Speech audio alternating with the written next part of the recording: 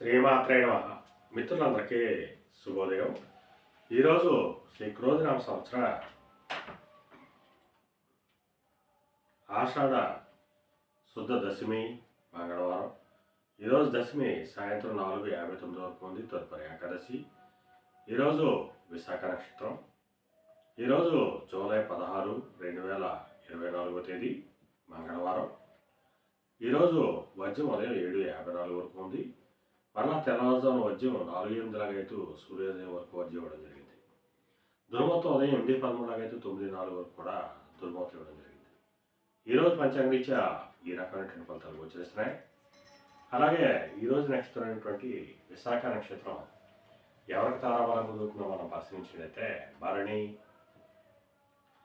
రోహిణి, ఆరుద్ర, పుష్యమి, ఆశ్లేష, పొబ్బ, హస్త, స్వాతి, అనురాధ, జ్యేష్ఠ, పూర్వాషాఢ, శ్రవణం, శతతార, ఉత్తరాభద్ర, రేవతి. ఈ నక్షత్రంలో జన్మించినటువంటి మన మిత్రులందరికీ కూడా ఈరోజు నక్షత్రం అనేటువంటి విశాఖ అనుకూలంగా ఉంటుంది.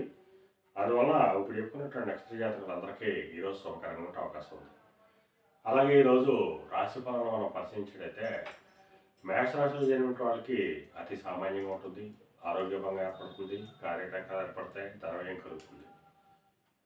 వృషభ రాశిలో జన్మించిన వాళ్ళకి ధనాదాయం బాగుంటుంది. కళత్రపరంగా ధనలాభం కలుగుతుంది. స్త్రీ ద్రవ్యం లభించేటట్టు అవకాశం ఉంటుంది. మిథున రాశిలో జన్మించిన వాళ్ళకి అంతర్గత బహిర్గత శత్రువుల వల్ల అనేక ఇబ్బందులు ఎదుర్కొనే అవకాశం ఉంది. అందువల్ల శత్రువుల పట్ల అప్రమత్తంగా ఉండవలసిందిగా తెలియజేయడం జరుగుతుంది.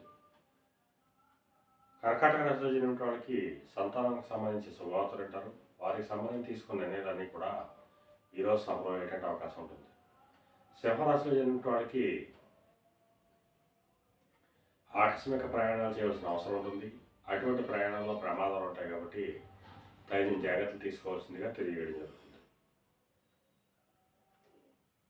కన్యారాశిలో జన్మించిన వాళ్ళకి పరాక్రమంతో ఆదాయ వనరులు ఏర్పడతాయి. కార్యజయం కలుగుతుంది.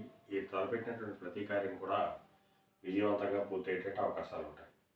తులారాశిలో జన్మించిన వాళ్ళకి ధనాదాయ వనరులు పెరుగుతాయి. జనాకర్షణ పెరుగుతుంది. వృశ్చిక రాశిలో జన్మించిన వాళ్ళకి గత 2 రోజులుగా పడుతున్న ఇబ్బందులు పూర్తిగా తొలగి కొద్దిపాటి కార్యజయం కలిగేటట్టు అవకాశం ఉంది. ధనురాశిలో జన్మించిన వాళ్ళకి అతి సామాన్యంగా ఉంటుంది.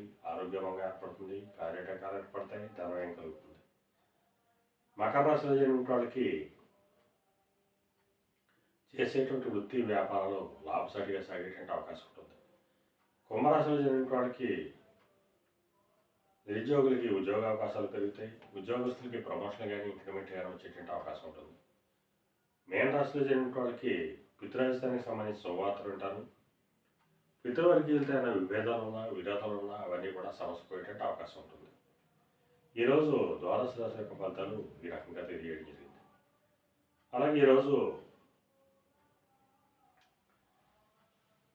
వ్యవసాయ రంగంలో ఉన్న వాళ్ళకి కానీ వ్యవసాయ ఉత్పత్తులు క్రయ విక్రయాలు చేసిన వాళ్ళకి కానీ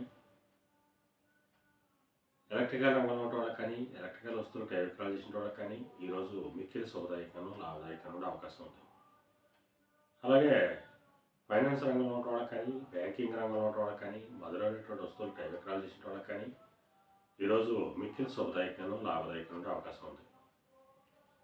కళారంగంలో ఉన్న వాళ్ళకి కానీ కళాత్మకమైనటువంటి వస్తువులు క్రయ విక్రయాలు చేసిన వాళ్ళకి కానీ సుగంధ పరిమళ ద్రవ్యాలు క్రయ విక్రయాలు చేసిన వాళ్ళకి కానీ సౌందర్య సాధన క్రయ విక్రయాలు చేసిన వాళ్ళకి కానీ ఈరోజు సామాన్యంగా ఉండే అవకాశం ఉంది. ఈరోజు పంచాంగరీత్యా ఈ రకమైనటువంటి ఫలితాలు గోచరిస్తున్నాయి. అలాగే ఈరోజు మంగళవారం. అందువల్ల ఆ సుబ్రహ్మణ్యేశ్వర స్వామిని షణ్ముఖుని తేనెతో కానీ చిరకలసంతో కానీ అభిషేకించినట్లయితే సర్వశుభాలు కలుగుతాయని చెప్పి శాస్త్రీత్యా తెలియజేయడం జరుగుతుంది.